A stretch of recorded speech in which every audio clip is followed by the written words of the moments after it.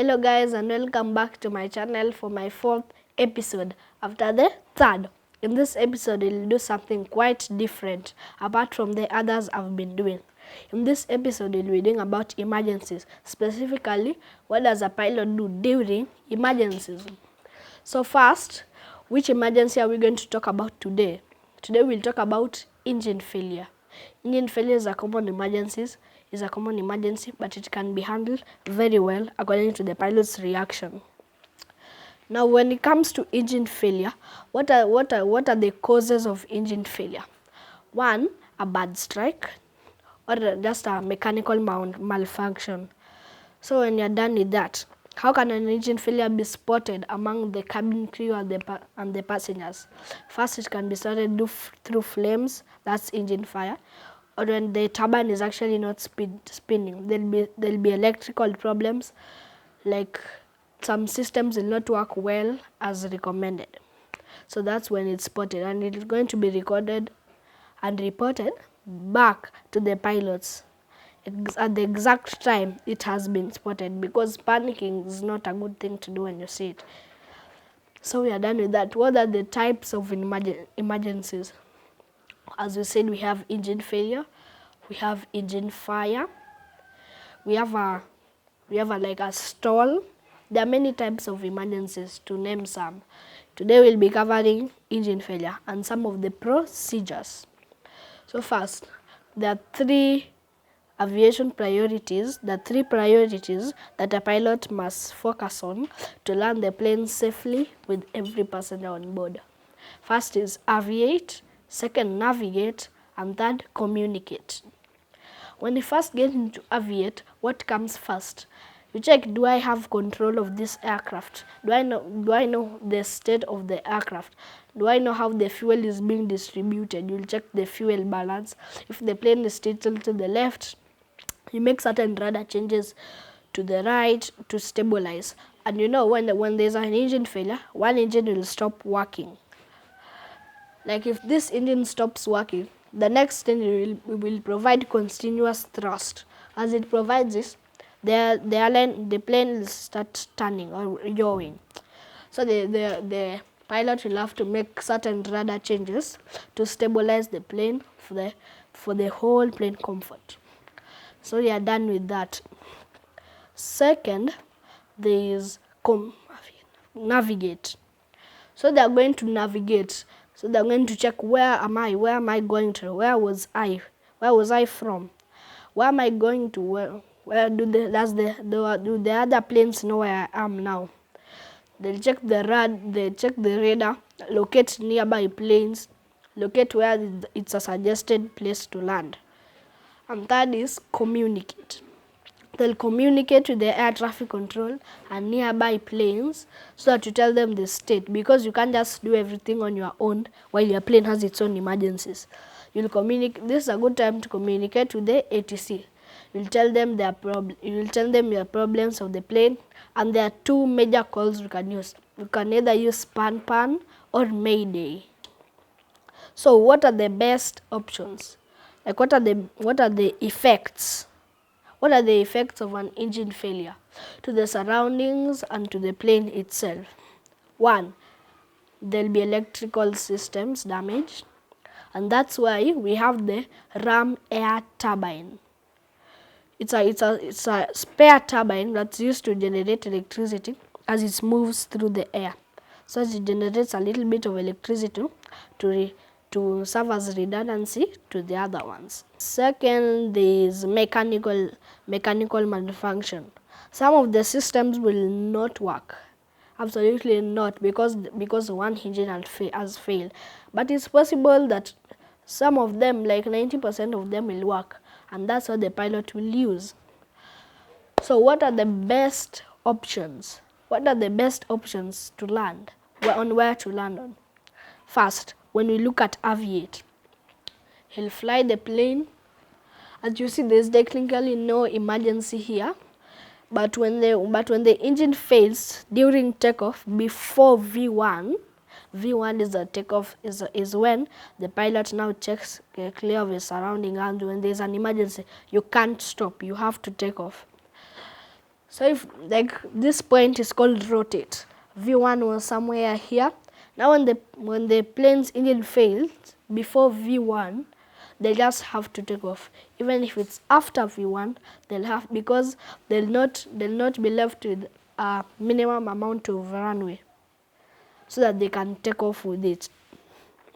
Second, we can for landing options, just look at what's under you. The best option can be under you.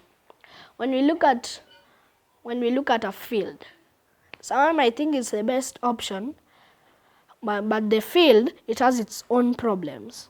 There might be people there, it might coast there, and then there could be a fire. For example, the plane enters that such a great impact that the friction between the plane and the ground can cause a huge flame or fire. There, we are done with that. And the most common option some people will say is a road. But the road has street lights. It has its own street lights. It has its barriers which divide the way the cars go, and there's also cars. So you don't want to injure anyone. Like once there was a 747 that had an emergency, and it had no option. That's when it had no option. And it had to land on the road, but it landed on a car suddenly. So next there is water. Water has its own downsides, and it has proven to be really actually dangerous. When you look at US Airways, when it was in, was it 2009? Yeah. When the plane had the engine failure, it collided with some Canadian geese on the engine. So it was technically engine fire. But thanks to expert piloting, the pilot landed the plane safely, and all of the passengers plus all of the pilots and cabin crew were safely evacuated. Now, thanks to clear weather, that's what happened, thanks to clear weather. And it's called the miracle of the Hudson, and that's where we need to look at for now. But it was clear. What if there was bad weather? Those are variables beyond the pilot's control. The pilot has to land parallel with the waves so as to get the evacuation easier. And we have also wind. When it lands there, the impact and the wind can start leveling it off, and the plane might turn or break apart. So we are done with the water. Second, the pilot's reaction. The pilot will now check all the systems one by one and note, this is where I've got my emergency, and this is what I'll do. Now he'll communicate with the ATC, his co-pilot, so that they could work and then locate the nearest place. They will say, road. There's a road, but there are cars. There's heavy traffic. We can't do it there, and obviously we can't do it on a field. And there's water there, and we have no other option. When they have no other option, it's when they can land on the water. But there's an airport like 12 miles away. We can go there. So it depends. It depends on the emergency. And the Federal Aviation requires that a pilot and the evacuation to take place within 90 seconds. Yeah, so we are done with the locating. So he'll communicate, check, make sure everything is fine. And then he'll also communicate to the ATC to prepare emergency services. If the emergency services are all there, that's what will prepare the plane for landing, or what they are going to face ahead.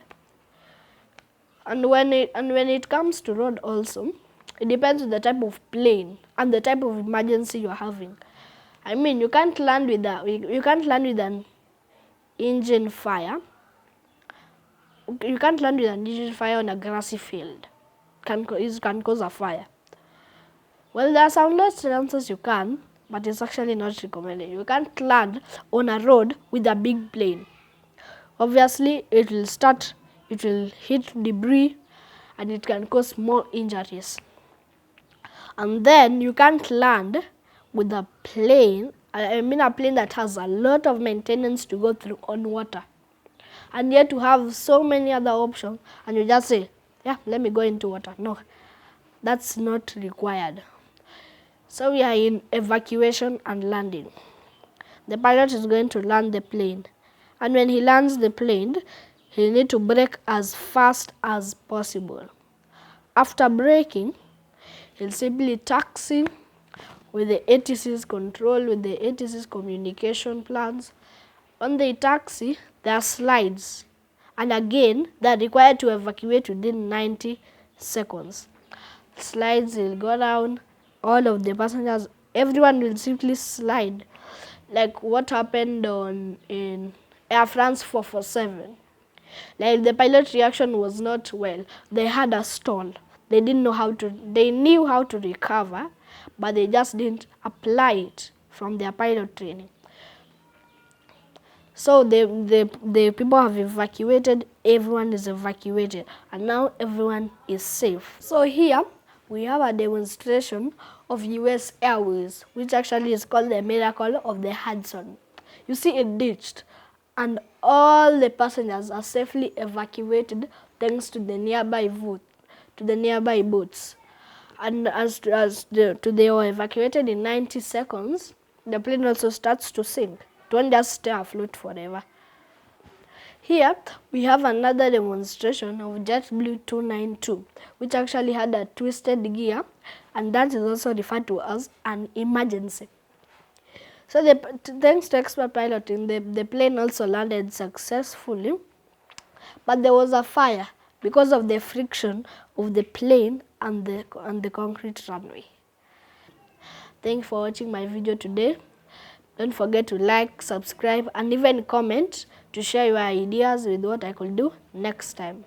See you soon in the next episode.